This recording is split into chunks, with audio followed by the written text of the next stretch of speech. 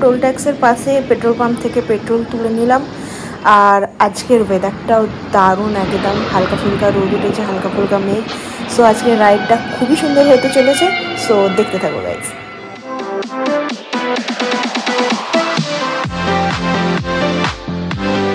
Hello everyone, welcome back to my channel. So আজকে একটা ছোটোখাটো একটা মিট আপ রাখা আছে। তো চলো আজকে আমরা এই কোনা মোড়ের এখান থেকে আমি আর চিত্রদীপ ভাই মিট করলাম, আর একটা দাদা সিঙ্গুর থেকে উঠবে, সেখানে আমরা তিনজনে মিট করে যাব আজাদিন ধাবা। আজকে আজাদিন ধাবা এক্সপ্লোর করতে যাব, দেন তারপরে দেখা যাক আজকে কি হয়। চলো গাইস, শুরু করা যায় আজকে আমাদের রাইড। তো এখান থেকে মোটামুটি সিঙ্গুর দেখাচ্ছে 20 কিলোমিটার। সন্দীপ দা ও আসবে, ও আমাদের সাথে জয়েন করবে। খুব ইন্টারেস্টিং একটা ব্লগ হতে চলেছে। যদি তোমরা নতুন হয়ে থাকো আমার চ্যানেলে, then don't forget to subscribe my channel and hit the bell icon.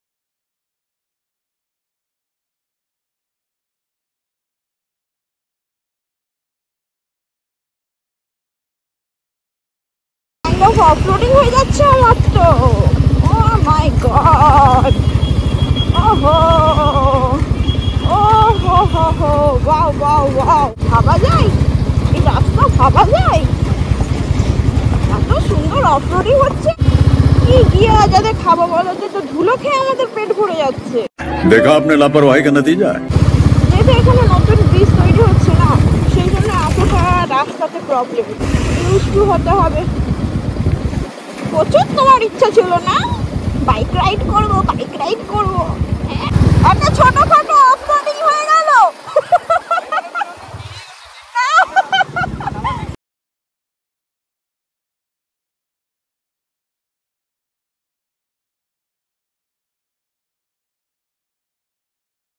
আমরা নবান্নতে এসে দাঁড়িয়েছি। এই হচ্ছে আমার মনস্টারকে আমি পার করেছি। আমাদের যে দাদাটা আসার কথা ছিল সন্দীপ দা, সে ওইদিকে কোথাও একটা দাঁড়িয়ে আছে বললো।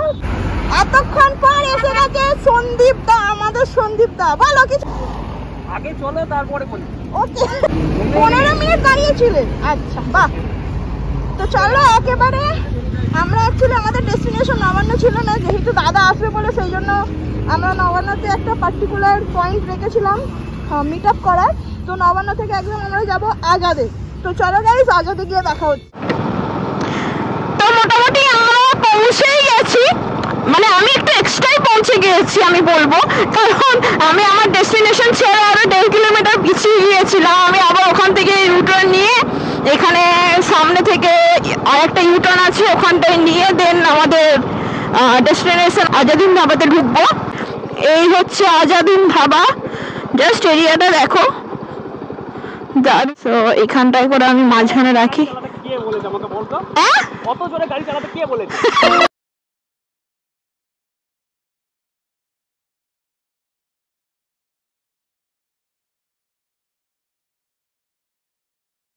যা বলার বলে দিচ্ছে এখানে। দুজনের মোবাইল দেখা।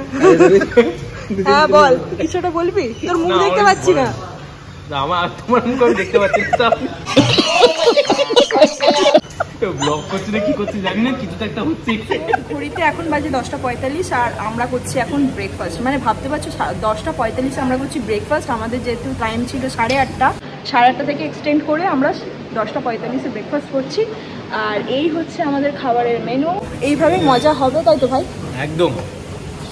আর আমাদের সামনে আছে সন্দীপদা। কিছু একটা বলো সন্দীপদা। ভালো হয়। এটা কিন্তু ইউটিউবে যাবে, কোনো প্রবলেম নেই তো? ভাবি কিছু বলবে না তো? আচ্ছা, ভাবি তো এমনিই তোমাকে ওটা বলে যেটা তুমি নিজেকে বললে। তো এইভাবে মজা হবে। তো চলো শুরু করা যাক আমাদের।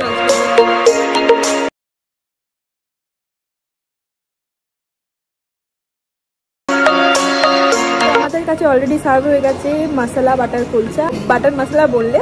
তো কুলচার মধ্যে অনেক কিছু মশলা দিয়েছে, তার মধ্যে আলু, পেঁয়াজ, ধনেপাতা, টমেটো, জিরে। ধনেপাতার জন্য অবশ্য খাবার কিছু টেস্ট না একদম চেঞ্জ হয়ে যায়। আর তার সাথে সাথে আমাদের কাছে এসে গেছে 7 আপ। তো তিনটের কম্বিনেশন দারুণ। একটু আগে আমরা যখন খাচ্ছিলাম তখন খুবই পরিমাণ বৃষ্টি হচ্ছিল, তাই তো? মানে বৃষ্টি হলো প্রায় আধ ঘন্টার মতো টানা, খুব জোরে বৃষ্টি হলো। বৃষ্টি হওয়ার পর দেখতে পাচ্ছ রোদের তাপমাত্রা, যা তাপমাত্রা, গাড়ি ভিজে আবার শুকিয়ে গেছে, আর সিট ভীষণ পরিমাণ গরম, হাতে দেওয়া যাচ্ছে না। সো ফাইনালি এখান থেকে আমরা যাচ্ছি চুঁচুড়ার সব থেকে ফেমাস আমবাগান, সেখানে হিমসাগর পাওয়া যায়। তো এখান থেকে কত কিলোমিটার? এখান থেকে অলমোস্ট 20 কিলোমিটার ডিস্টেন্স। তো রাস্তায় যেতে যেতে অনেক কথা হবে তোমাদের সাথে। তো চলো মনস্টারকে স্টার্ট করা যায়। সো আজাদিন ধারাকে টাটা বলে আমাদের নেক্সট যে ডেস্টিনেশন সেখানে যাওয়ার জন্য আমরা রেডি হয়ে গেছি। তো অলমোস্ট এখনো এখান থেকে 20 kilometre distance. Here we go. দাদা অলরেডি এগিয়ে গেছে অনেকটাই।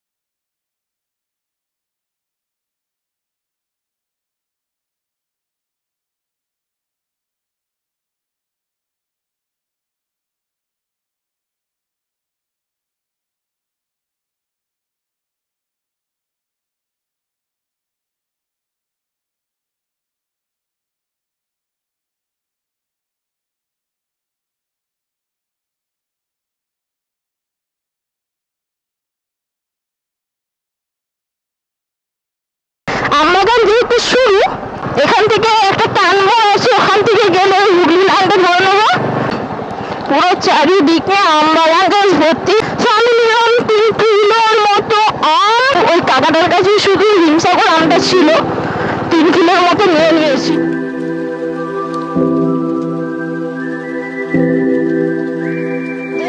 দেখো তোমরা এরিয়াটা, এটা হচ্ছে প্রপার আমরা এই যে কানমোড় নিলাম, এখান থেকে হুগলি লাইন শুরু। আর এই সাইডে দেখতেই পাচ্ছ পুরো আমবাগান ভর্তি। প্রাকৃতির অ্যাকচুয়ালি বিউটিটা দেখো, মানে আমার এগুলো পার্সোনালি খুব পছন্দ, আমি বহু ভিডিওতে বলেছি। আর দেখতে যা লাগছে অপূর্ব লাগছে, অপূর্ব। দুই সাইডে অবশ্য আমবাগান, আর এখানে একটা ফুটবল খেলার মাঠও আছে।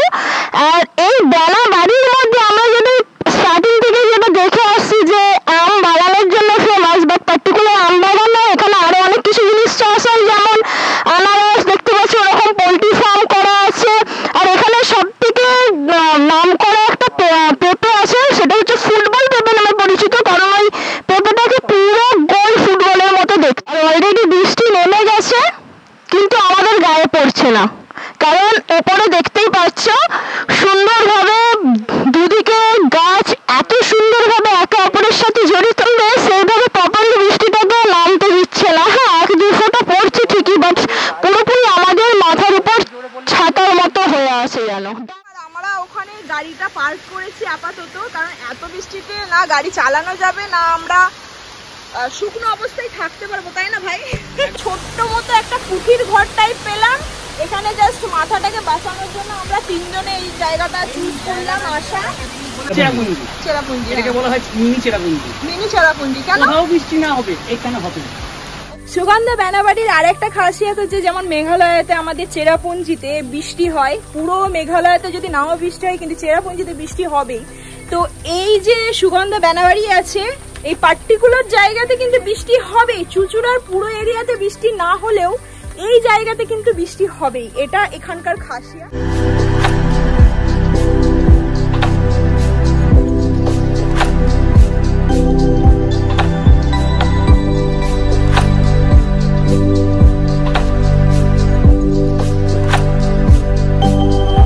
বৃষ্টিটা অনেকটাই থেমেছে, একটু হালকা ফুলকা রোদ উঠেছে। এই সুগন্ধা বেনাবাড়িতে এসে আমি আমার ব্লগ এখানেই শেষ করছি। একটা ছোট্ট ব্রেকফাস্ট রাইড ছিল, এত সুন্দরভাবে দিনটা কাটবে আমি ভাবতে পারিনি, বাট সেটা আমরা আমবাগান ঘুরলাম, আমবাগানের মধ্যে আমরা দেখলাম এই সুগন্ধা বেনাবাড়ির খাসিয়াত, এত সুন্দর খুবসুরতি। তার জন্য সরে যা, তার জন্য থ্যাংক ইউ জানাচ্ছি আমাদের সন্দীপ মন্ডল দাকে, কারণ সন্দীপ দার ঠিক আছে কারণ হচ্ছে আমাদের এই সুগন্ধা বেনাবাড়ি আসার যে আইডিয়াটা সেটা অনলি ফর সন্দীপ দারই ছিল। আমাদের তো শুধু নর্মাল একটা ছোট্ট ব্রেকফাস্ট রাইডেরই একটা মানে আর কি আমরা প্ল্যান বানিয়েছিলাম, বাট ওরা তো শুধু খেতে চায়, ওই জন্য শুধু ব্রেকফাস্টই করতে চাই। এ মা থ্যাংক ইউ সন্দীপ দা, কারণ এত সুন্দর আইডিয়াটাকে অর্গানাইজ করলো। তো এখানেই আমাদের এই ছোট্ট মতো ব্লগ এখানেই শেষ করছি। কেমন লাগলো তোমরা কমেন্টে জানিও, আর যদি নতুন হয়ে থাকো প্লিজ সাবস্ক্রাইব করে দিও আর লাইক করে দিও। তো বাই বাই গাইস।